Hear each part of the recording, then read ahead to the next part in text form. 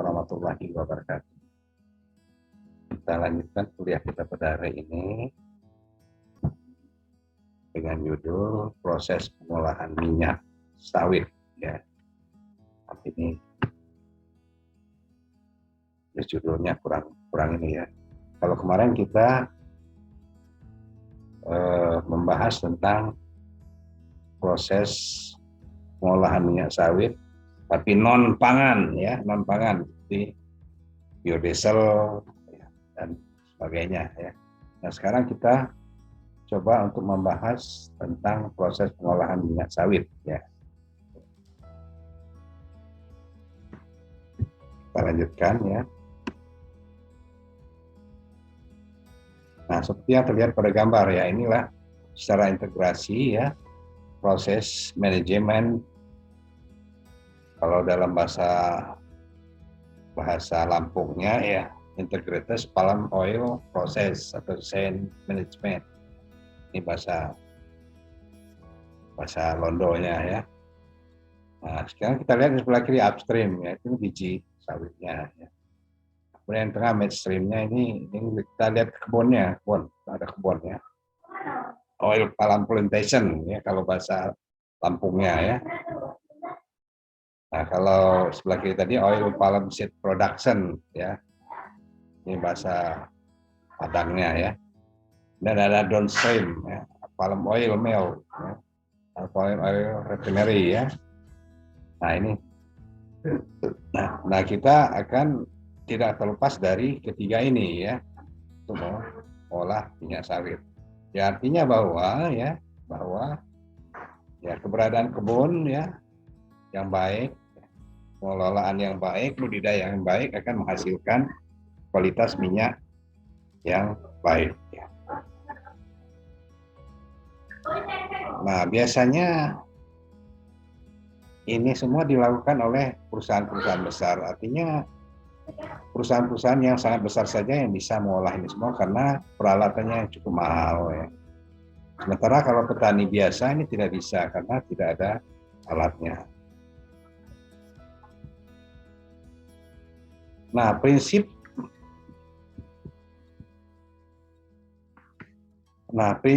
pengolahan minyak sawit ya. Ini ada beberapa tahapan ya. Yang pertama itu sterilisasi tandan buah segar. Nah, dia steril dulu. Sterilisasi tandan buah segar atau TBS. Nah, kemudian pelepasan buah dari tandan. Dilepaskan buahnya dari tandannya. Juga tentunya sudah di pabrik ya. Kemudian pengepresan buah untuk mendapatkan minyak ya. Tahapan selanjutnya ya. Nah, kemudian setelah itu ada penjernihan minyak ya, dijernihkan ya. Kemudian ada pemisahan serat dan biji ya. Kemudian ada pemecahan biji ya. Kemudian ada pemisahan inti dan cangkang ya.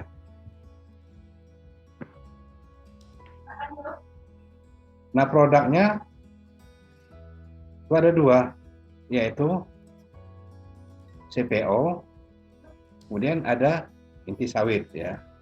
Kalau CPO ini ya bahan untuk buat apa? Minyak goreng ya, minyak goreng yang terpakai selama ini banyaknya dari CPO. Ada juga minyak goreng yang dari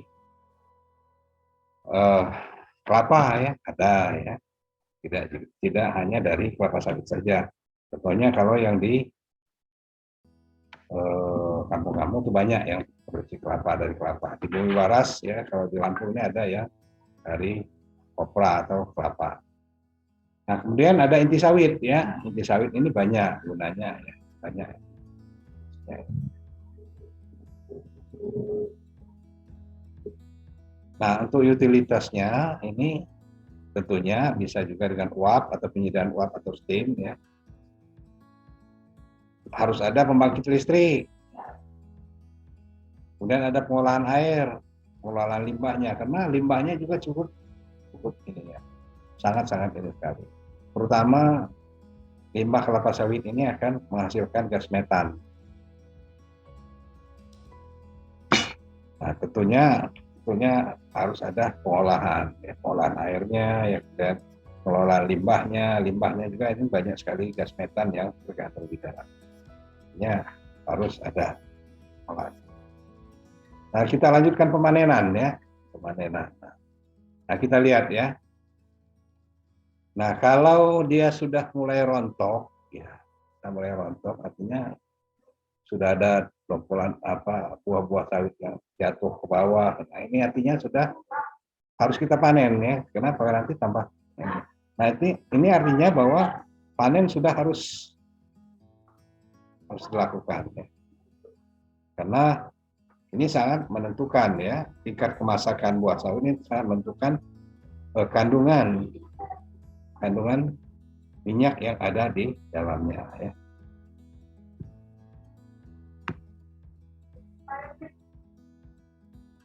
Nah, selain itu juga nanti setelah dipanen ada pengangkutan ya.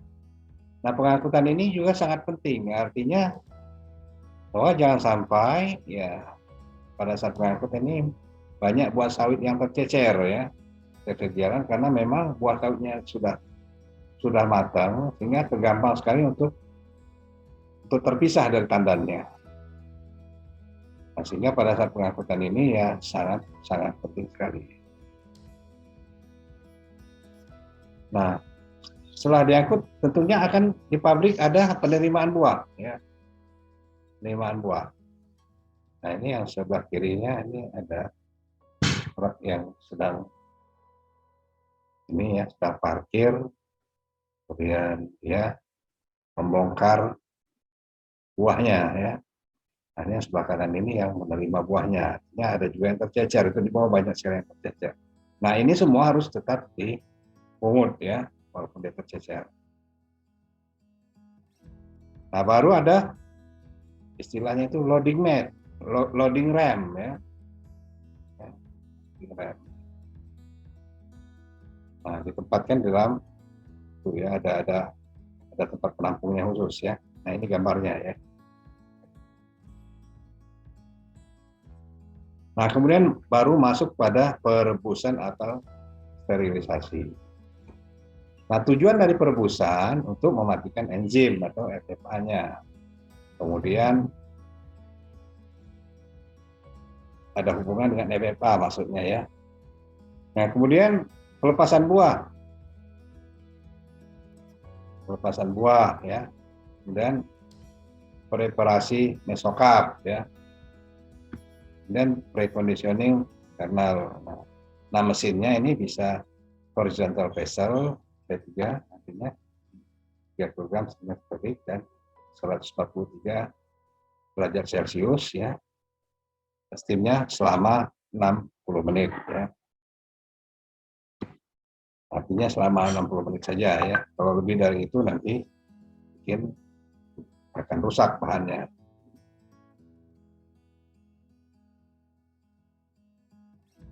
Nah, ini skemanya, skema alat sterilisasinya tipe horizontal ya. Nah, ini ada huruf-hurufnya ya. Ada huruf.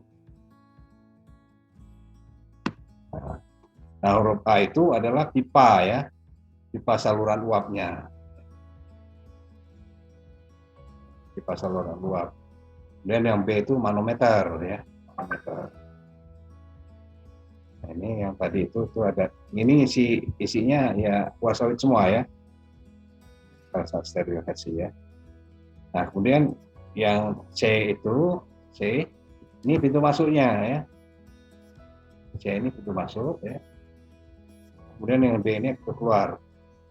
Nah, ini lore ya namanya, yang isi yang bahan sawitnya. Kemudian yang 4 ini ada, yang F ini adalah keran blast ya.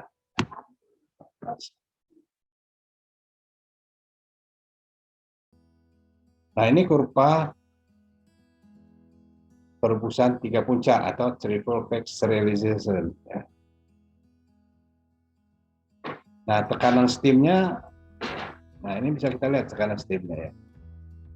Berapa kilogram per sentimeter kubik ya. Ini ada 1,5, artinya di atas 2 ya, 2,3 ini ya, 2,5 ke atas lagi dikit ya, kemudian ada 45 ya. Oke.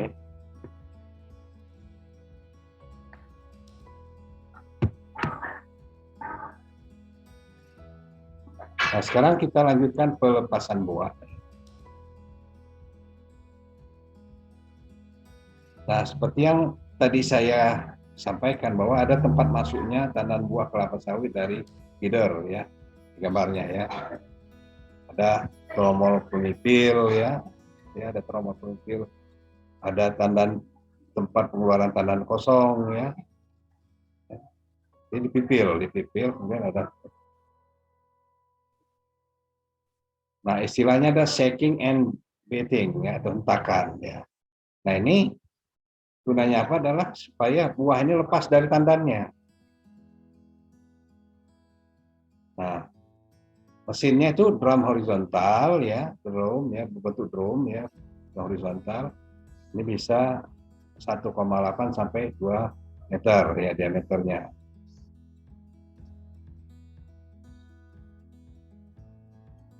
Lebarnya bisa 3 sampai 5 meter ya.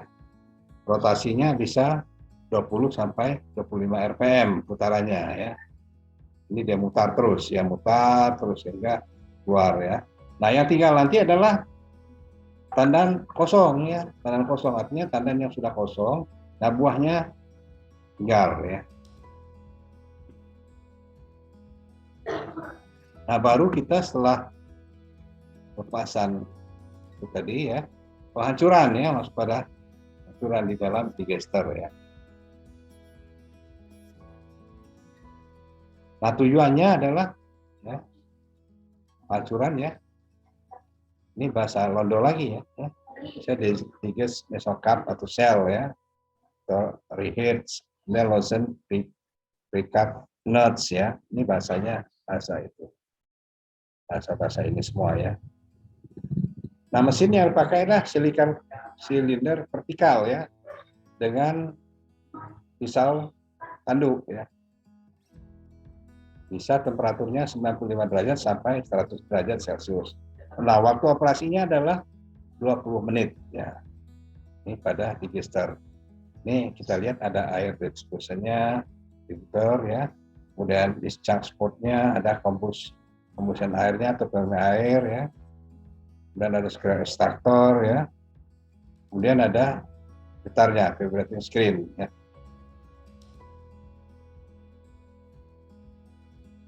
Nah, kemudian pengepresan ya. Pengepresan. Nah, hasil pengepresannya yaitu minyak 66% ya. Minyaknya adalah 66%, airnya menjadi 24% dan padatan tersuspensinya 10%. Nah, sisa pengepresannya adalah cake atau serabut atau biji ya. Nah, yang sebelah kiri itu adalah hydraulic cake scraper. Nah, yang sebelah kanan itu high pressure automatic atau wash system. Itu ada sludge ya, sludge-nya masuk sana. Kemudian ada filtratnya.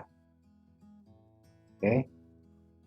Jadi hasilnya nanti minyaknya adalah 66%, yang lainnya terbuang ya. Airnya 24, padatan konsumsinya 10 ya. Ya, kemudian sisa kompresannya itu serabut atau biji. Nah, kemudian kita masuk pada penjernihan minyak. Penjernihan minyak, ya. Minyaknya 66%, airnya 24% dan padatan tersuspensi 10%. Nah, kemudian masuk pada dilution with water, kemudian screening, dan settling, kemudian masuk pada vakum ya, cooling, storage, baru ya oil.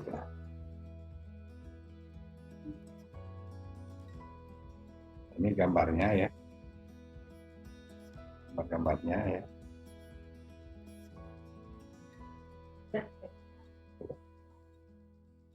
Nah, kemudian pemurnian minyak mentah atau refining ya. menghilangkan impurities yang tidak berguna atau mempertahankan kiminar komponen yang berguna dan mendapatkan trigliserida sebanyak mungkin namun tetap ekonomis. Nah, ada tahapan-tahapannya itu degamming, ya, penghilangan gam, ya, kemudian netralisasi atau penghilangan asam lemak bebas atau FFA, ya, kemudian ada bleaching, ya, penghilangan warna, kemudian deodorasi, penghilangan bau. Ini, ya. Nah, ini gambar dari pabrik kelapa sawit, ya. Tidak perlu kita ini kan, tapi minimal kita tahu bahwa sangat banyak sekali, sangat terlibat, ya.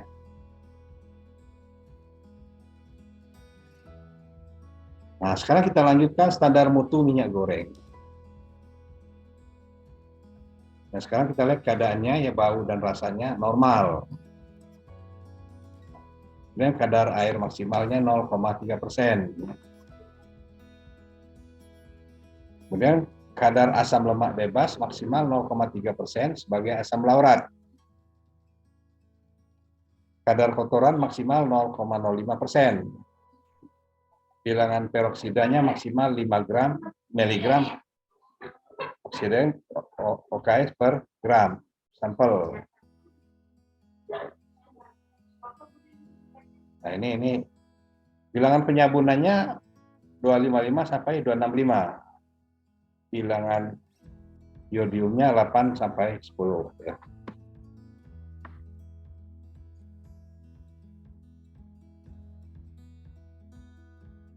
Baik. Ya. Ini sengaja saya tampilkan di terakhir, ini ada minyak goreng, gambar minyak goreng yang baik, yang murni. Baik, demikian kuliah kita pada hari ini, dan saya lebih kurang mohon maaf apabila ada kesalahan, dan saya akhiri. Wassalamualaikum warahmatullahi wabarakatuh.